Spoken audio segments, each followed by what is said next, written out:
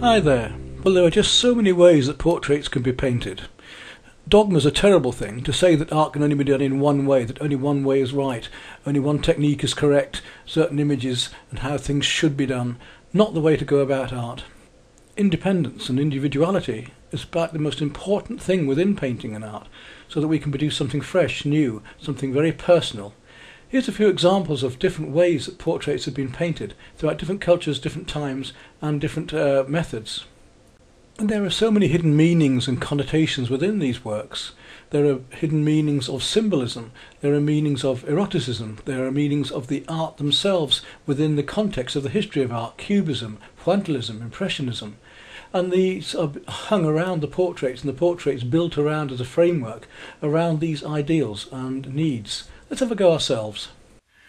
Well, as you can see, I've prepared one here now. Of course the party will be a different side to this one because that tends to mirror things.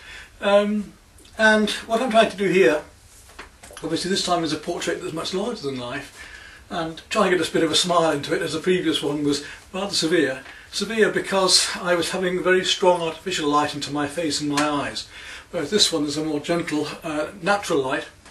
I have to wait for the sun to go down a bit so it's just right. Anyway, I'll have a go at now rapidly painting this one using this jigsaw method of placing one colour against another. The right colours, the right places, the right shapes relevant one to another, to see if we can gradually build up a facet, like a jewel, of these colours that when they're all together make the light and shade and atmosphere and mood of the face. So let's try this one then.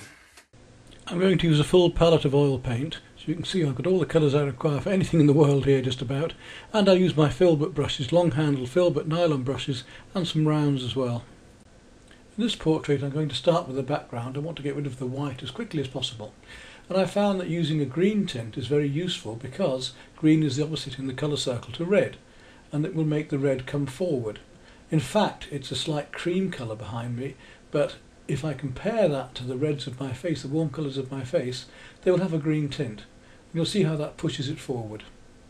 I'm treating the whole painting very loosely, and everything's being treated in exactly the same way with this jigsaw method. All I'm doing is losing the white and gradually establishing the various different colours that I can see and exaggerating them slightly.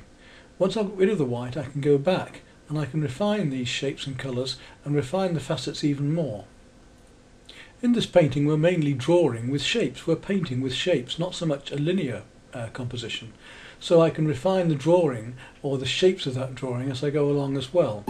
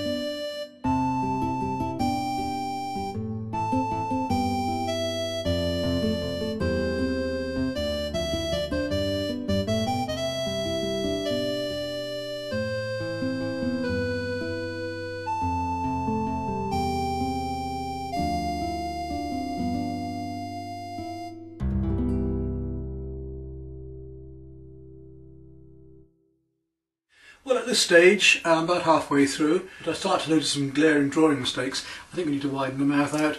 Mouth isn't quite the right shape. Things need balancing out more. I need to get a bit more slabs of pure colour on as well and find the colour a bit better. So the next time there's a decent light from outside, we'll continue with this portrait. I've done about an hour and 3/4 now, an hour and a half. And I'd like to try and limit myself to finishing them within about 4 hours. As we're playing around with this portrait challenge, the Sky is doing, we're having a bit of fun here doing the same sort of thing. It is quite a challenge. Much easier to work in photographs. Oh yes, I could easily turn out portraits and photographs, but to work from light is far more challenging. You see far more, and it's what I'm about at the moment. It's exploring and learning and educating myself and growing. And achieving more myself with my own painting. It isn't for anybody else, it isn't a commission or anything like that, it's just to learn. And at whatever level we're at, we're always learning. There's always new things to see. I'm always seeing other artists, new artists on the internet whose work I admire, and sometimes I see work that's far worse than mine, so I feel a bit better about that as well. But no, I'm always still learning. However far we get, there's always something new to do. Some of my students sometimes say, oh well, you're alright because you know it and you can do it. Well yes, but whatever level you get to, then you want to achieve more, and you should be doing more, not just staying exactly the same level. You need to be moving on, which is what I'm trying to do with this portrait work now. Okay, so we'll continue with this.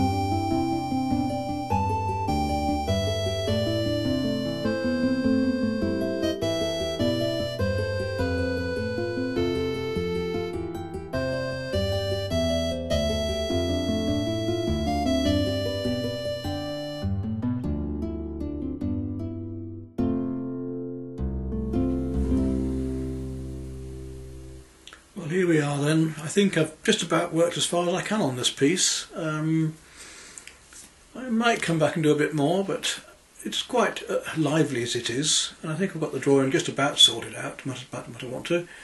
And I try to find the colours and separate them out as best I can. But practice makes perfect, and I suppose I should be on to the next one at some stage.